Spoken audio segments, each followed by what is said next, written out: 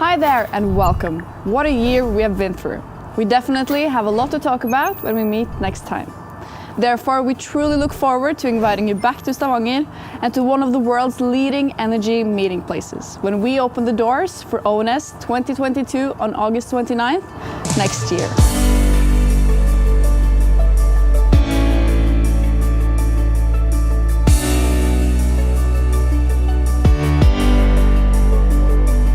But we still have a long way to go before we meet again. And today we are setting the agenda for the road ahead of us. What is going on in the industry? What is going on in the world?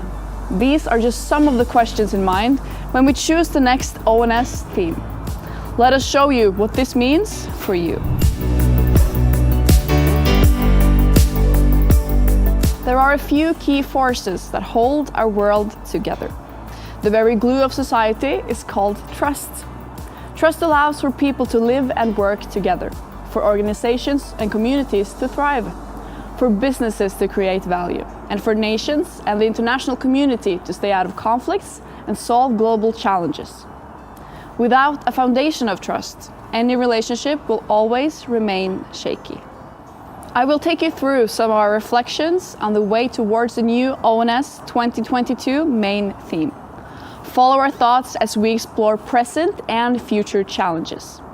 First, we meet Peter Svarts, Head of Corporate Communications at the multi-utility company Lyse. He is also the chair of the ONS Communications Committee. Peter, what role does Lyse play in the area we find ourselves in right now? Lyse is an important part of the energy transition in Norway. It's one of the largest hydropower producers in the country, and we deliver energy to, for instance, battery producers and data centers right now. So one of the most important things that we do is to build trust by being more than a company, to stay in close dialogue with our surroundings, being more than a company to our employees, our partners and our shareholders, which in this region is 14 municipalities. So one of the most important things that we do is to have sustainable growth and giving back to society. I believe that trust has always been important for the energy industry. It's our license to operate. And it seems more fragile now than it's been before. So we need more dialogue, we need to bring people together, and I think that's what we're going to do with the ONS 2022. And I'm looking very much forward.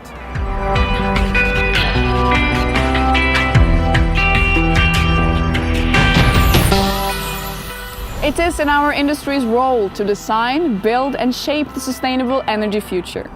We need to respond to the big questions of our time in a manner that boosts long-term and mutual belief in each other. This faith is also something that needs to be earned. From international diplomacy, from investors, from the young generations. But how? The energy industry should meet the toughest global hurdles with business solutions, commitments, and genuine willingness to act. By being transparent, proving ourselves reliable, and through caring for the development of mankind.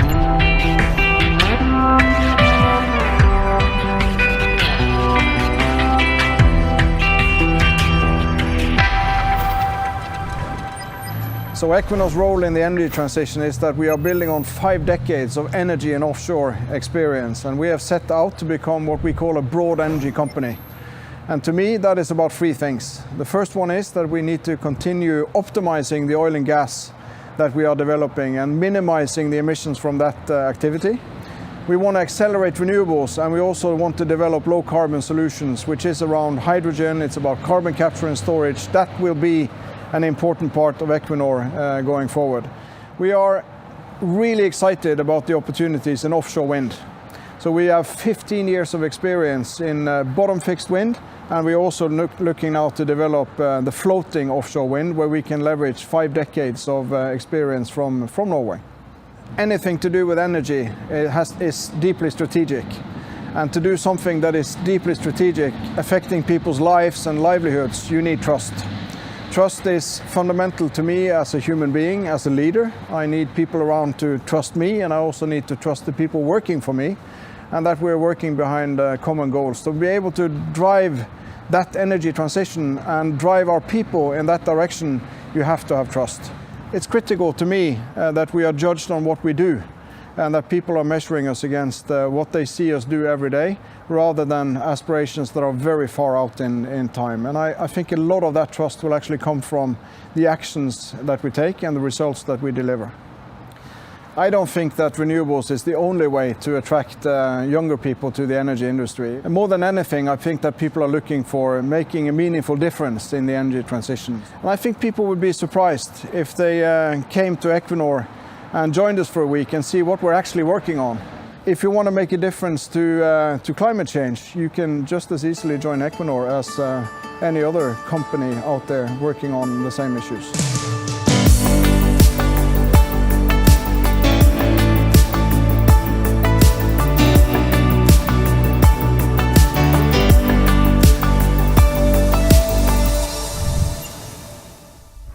With an industrial track record of almost 200 years, Aker Solutions have proved to have the ability to change and leverage new opportunities as part of our DNA. The concrete tower is part of our history, as it was originally built to test and demonstrate how we could use concrete solutions in new ways to build safe oil and gas platforms. Many of the projects we've later executed around the globe have used this technology. The concrete tower here in Stavanger was one of the key milestones in Aker Solutions' development to become one of the world's leading suppliers to energy production projects. Today, the tower stands as a symbol of our capability to change. Now, we are not only involved in building large oil and gas installations, but we are also delivering floating offshore wind power facilities based on concrete hulls. Our customers and partners can trust us to continue to boldly deliver solutions for the energy transition. The energy transition we are part of depends on our ability to find new solutions, built on the shoulders of the proven capabilities we have. To succeed, we also need to operate and think differently. And we know that digitalization across all work processes will enable us to work more effectively. We also know that much more open, systematic, comprehensive sharing of data will enable us to develop and implement solutions that have previously not been viable. All of the opportunities we see will yield the largest potential for each of us through more collaboration.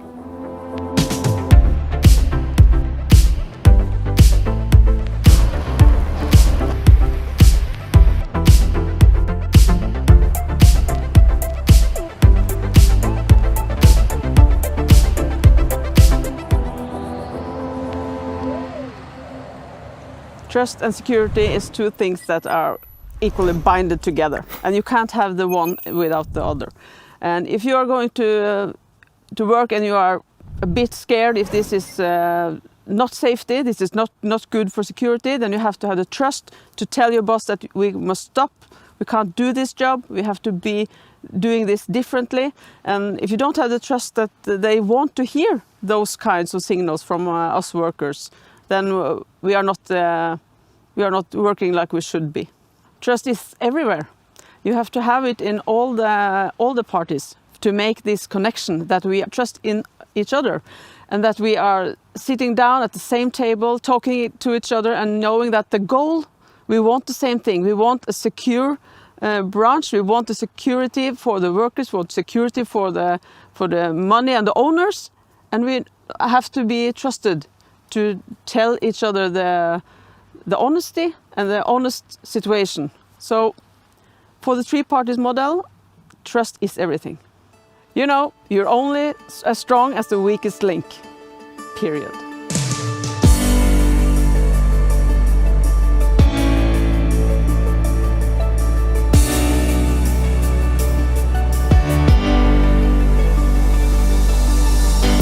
The progress of us humans has always relied on whether we can work together or not. Over the last years, we've seen major changes in the way we both work and interact. We are closer and further away from each other. We spend our days online and meet digitally. We're finding new ways to navigate our relationships while still pushing for growth and creativity. And when we move from our trusty offices to an online workplace following the digital revolution, we place our faith in technology. Do you still rely on your colleagues in the same way?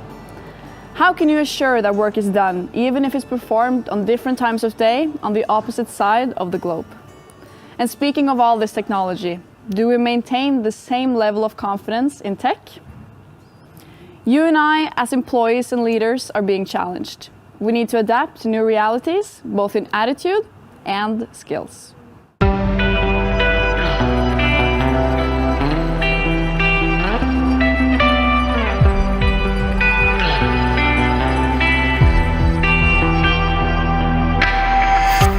I think one of the first things that people start to notice after a while is that they're missing that connection. They're missing the connection with their colleagues, whether that's in their immediate team, the department, or even the company wider, where they've been used to meeting naturally and normally and building those connections, which in the end, that's what business is about, right? Business is about those relationships. So I think what that's going to demand of us going forward is to hone the skills in the workforce of things like how do we have positive influence and impact with our colleagues and our co-workers, even our clients and customers and partners outside of the business.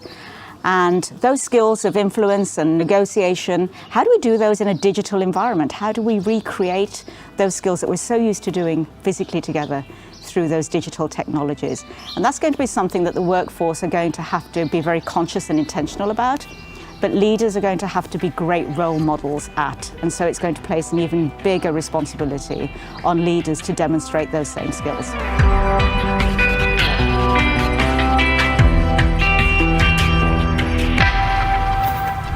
The future of workplace is probably going to be different than what we have been used to. I think we have had a crash course in digital work and remote work.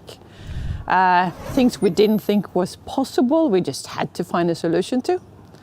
And I think if we were to implement this as a normal process in the oil and gas business, it would have taken half a year of planning and half a year of implementation, but we just did it.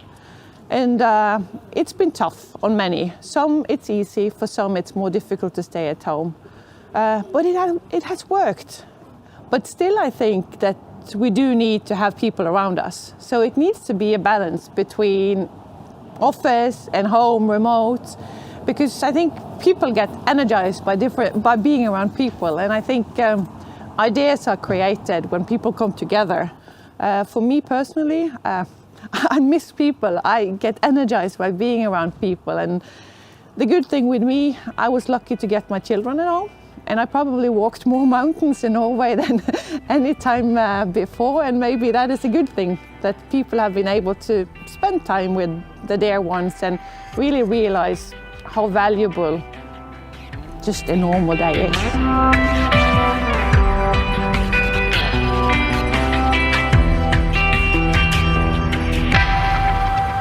So first of all, I would like to say that me as a young professional, and I think I speak on behalf of many of us, we have grown up in a time where technological changes has been made.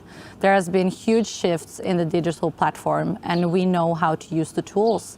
And we manage to use the solutions in a really, really good way. And we have the ability to adapt fast. And with that competence, we're also flexible.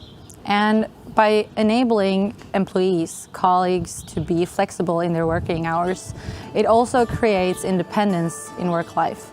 But I do believe that young professionals today are more aware and they want to work to live, not live to work.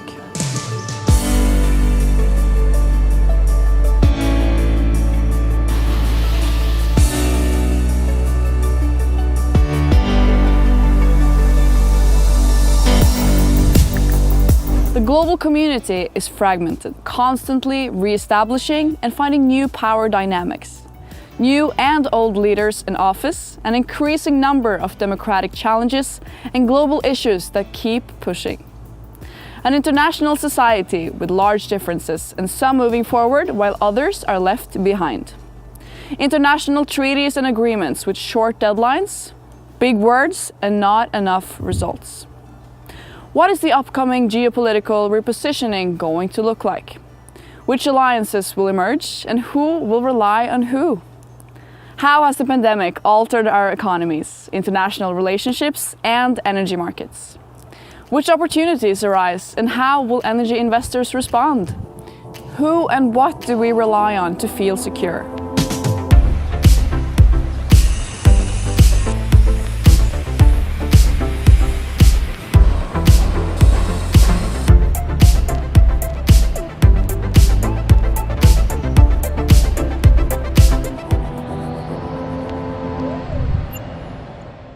Throughout my military career, trust has always stood out as the single most important force within a unit. Trust is a core value and trust is personal. Trust can be seen in different contexts, but it is still a personal, subjective perception. For a military person like me, trust can be about how you relate to your equipment, your ship or your weapon. Do you really trust it? Or to the plan you're about to execute in an operation? Do you trust it to the point that you believe it will work? But the most important dimension of trust lies in the relations between the people in your organization, or as in my case, in a military unit, on board a warship, or in any other military fighting unit. Trust in your comrades in arms might be a matter of life or death. But trust does not come by itself. It has to be created, it has to be built, and it has to be earned. In my position as the Commander Joint Warfare Center here in Stavanger, I also appreciate the importance of trust. NATO is a diverse organization founded on the principles of democracy, individual liberty, and the rule of law, in which cohesion is based on trust and reliable cooperation between all its member nations. Energy and energy supplies to nations are basic needs for populations and society in times of crisis, conflict, or peace. Energy production and energy supply are tied to the geography by their infrastructure. These factors make energy, with all its production and distribution facilities, a geostrategic factor to consider when building our common security. Today's energy infrastructure ties the European nations together. The same infrastructure also ensures some of the resilience required by NATO. And resilience is our first line of defense and an essential basis for credible deterrence and the fulfillment of the alliance's core tasks. And following that line of thought, the efforts done by each of the nations to strengthen its own resilience will reduce the vulnerability of NATO as a whole and thereby strengthen trust in the alliance.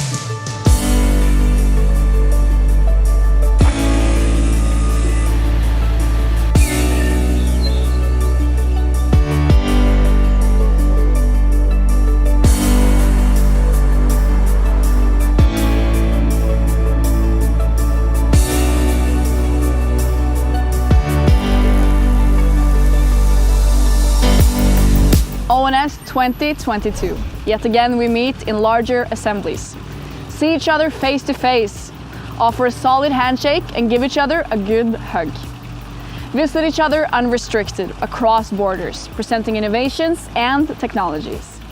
Meeting customers and signing deals, debating energy solutions and the challenges on our path towards a more sustainable future. Leading up to 2020, we asked you to work together.